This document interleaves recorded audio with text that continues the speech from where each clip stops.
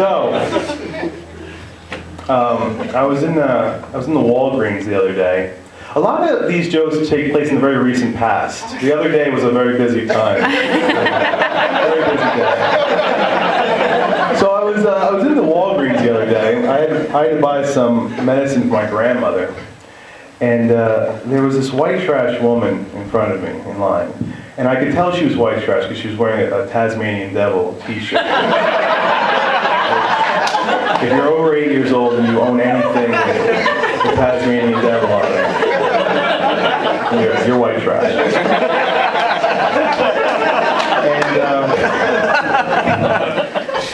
And she was buying a 6er Coors and a Fleet enema. And when the total came, she didn't have enough money. And with really hardly any hesitation at all, she said, "Just the beer then." Now, I could be way off base here, but an enema is not an impulse buy. If you are in the store and you are buying an enema, you need that enema. You have probably needed that enema for some time. And in a moment of very uncharacteristic generosity on my part, I say, "You know what? The enema's on me." I'll wrap it up. I'm buying this lady an enema. And she was just blown away by this. I mean, she had never, experienced this kind of spontaneous generosity from a stranger. She goes, "Hey, thank you so much. It's so nice." And the cashier, she was even more floored. She's on the intercom calling the manager, "Bill, you gotta check this out. This guy's buying enemas for strangers." Now the place is abuzz. People are craning their necks. They want to see this hotshot that's buying enemas for people. And you know what?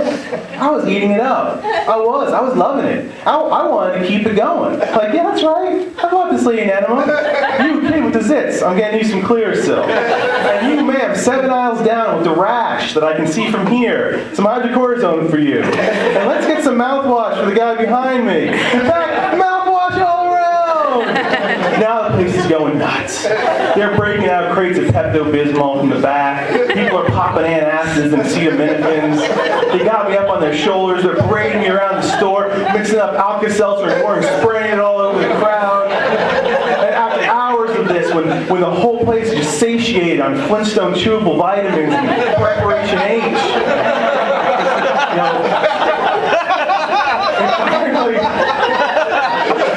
it finally came time for me to pay for my grandmother's medicine, and I was broke. I didn't have any more money, so she died. That one doesn't end.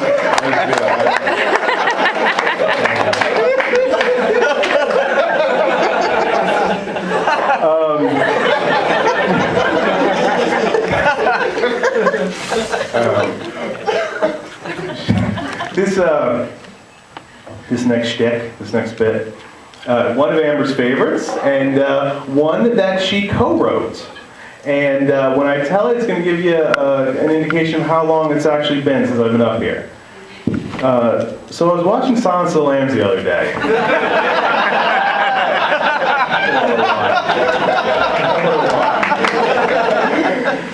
So I was watching the Silence of the Lambs the other day, and I noticed something. The character Buffalo Bill, he was a homeowner in that movie. I mean, here I am busting my ass every month to make rent, and this psychopath has a lovely 3-bedroom in the suburbs with a beautiful dungeon basement.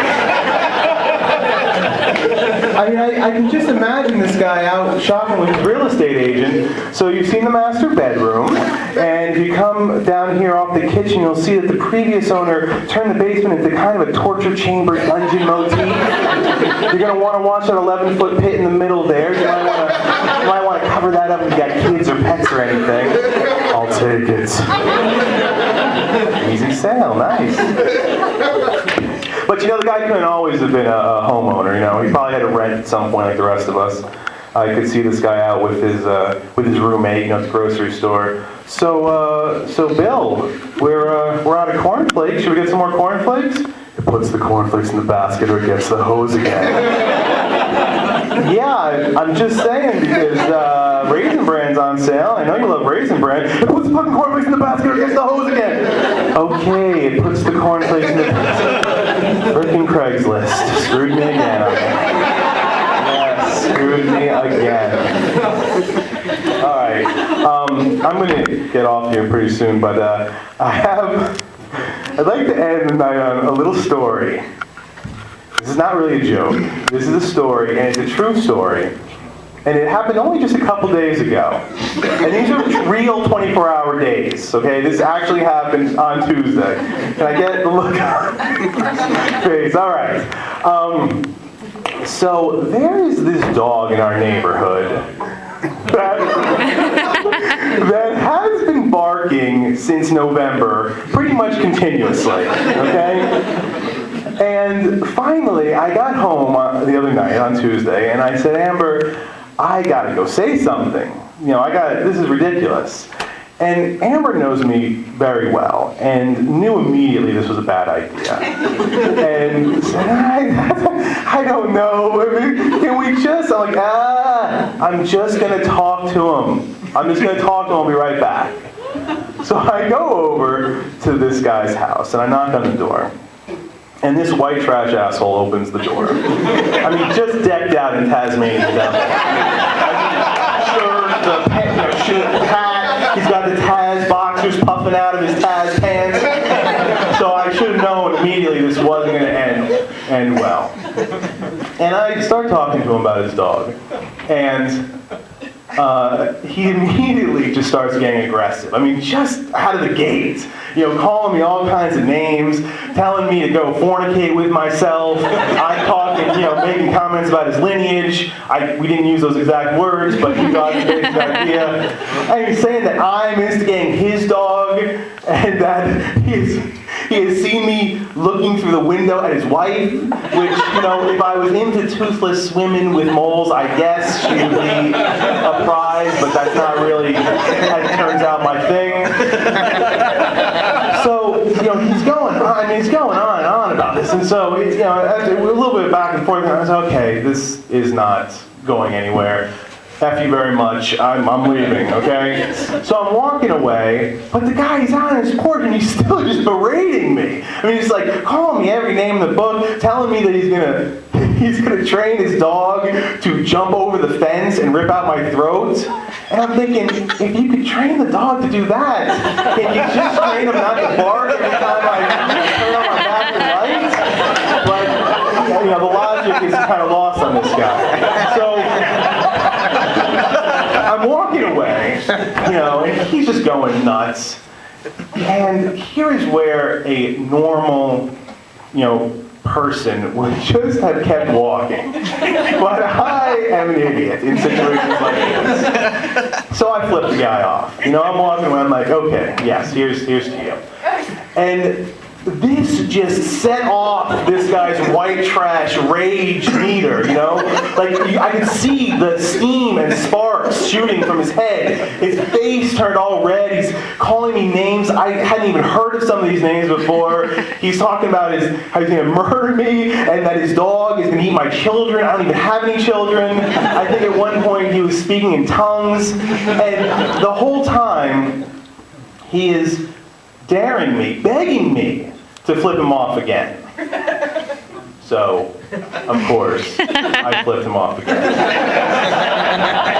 And now, at this point, I would just like to interject that I'm not embellishing any of this story, okay? This happened. It happened 2 days ago.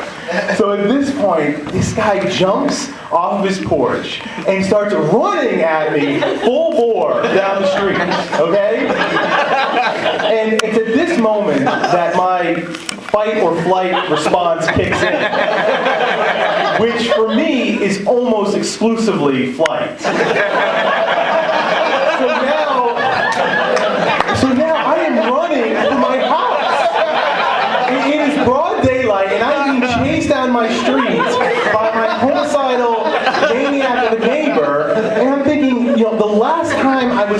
sprinting to the safety of my front door to avoid a beating. I was in like the 6th grade.